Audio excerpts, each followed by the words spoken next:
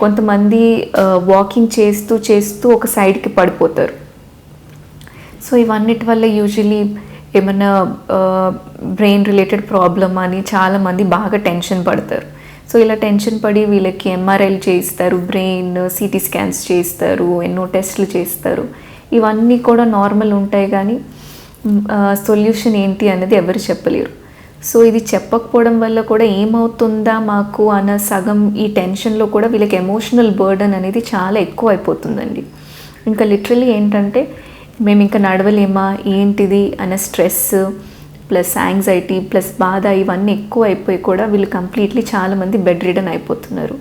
కాకపోతే దీనికి కొన్ని సింపుల్ సొల్యూషన్స్ ఉన్నాయండి. ఒకటి ఏంటంటే ఫస్ట్ ధైర్యంగా ఉండాలి.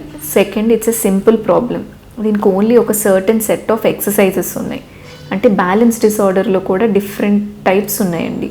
ఏ పార్ట్ ఎఫెక్ట్ అయిందో దాన్ని బట్టి ఆ టిపికల్ మూమెంట్ అనేది ఎఫెక్ట్ అవుతుంది. ఇప్పుడు మన బాడీలో ముందుకి వెనక్కి వెళ్ళడానికి ఒక ఆర్గన్ కంట్రోల్ చేస్తుంది, సైడ్ వర్డ్ మూమెంట్స్ ఇంకొక ఆర్గన్ కంట్రోల్ చేస్తుంది.